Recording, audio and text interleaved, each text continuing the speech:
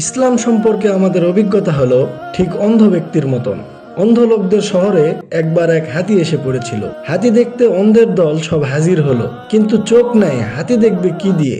অগত্যে সবাই হাত দিয়ে হাতড়িয়ে হাতড়িয়ে হাতি দেখতে লেগে গেল। কারো হাত লেজে, কারো হাত কানে, কারো হাত গায়ের উপর পড়লো, আবার কেউ হাতড়িয়ে শুধু সুর ধরতে পারলো। এভাবে হাতি দেখা সমাপ্ত করে সবাই একটি জায়গায় মিলিত হলো।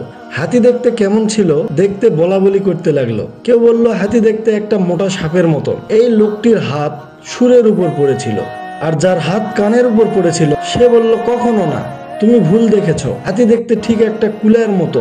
যার হাত পায়ের উপর পড়েছিল সে বলল তোমাদের একজনের কথাও ঠিক নয়, হাতি দেখতে ঠিক যেন একটা মোটা খাম্বা। কিন্তু যে লেজ ধরেছিল সে উত্তেজিত হয়ে বলল তোমরা কেউ হাতি দেখতেই পাওনি, হাতি আমি দেখেছি, হাতি হলো ঠিক একটা ঝাঁটার মতো। এই কথা শুনে সবাই রেগে গেল, তুমুল ঝগড়া শুরু হয়ে গেল।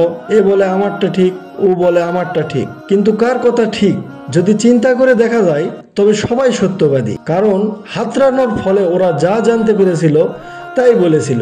আবার সবাই মিথ্যাবাদী, কারণ হাতিকে নিজের হাতড়িয়ে পাওয়া আকৃতিকে কেন মেনে নিল? হাতির একটি অংশকে শুধু হাতি হিসাবে কেন গ্রহণ করলো? হাতি তো কোনো একটা অংশের নাম নয়। যদি সবাই বলতো আমরা একটি মাত্র অংশ দেখেছি তবে সব ঝগড়া মিটে যেত। আমরাও ইসলাম সম্পর্কে এই পন্থায় অবলম্বন করেছি। ইসলামের এক একটি অংশ মাত্র গ্রহণ করে নিজেকে দিনদার ভেবে নিয়েছি। শুধু তাই নয়, গ্রহণ করা একটি অংশের মধ্যেই ইসলামকে সীমাবদ্ধ করেছি। আমার গৃহীত অংশটি অন্যের মধ্যে যদি না থাকে তবে তাকে বেদিন বলে গালি দিতে থাকি। কয়েকজন লোক মিলে যদি একটি জামার মালিক হতে চায়, আর যদি কেউ জামার হাতা পরে, কেউ গলা পরে, কেউ পিঠের কাপড়, আর শুধু কেউ পেটের কাপড় পরে, তবে এই খণ্ড খণ্ড করে গায়ে দিয়ে জামার মালিক হওয়া যাবে না।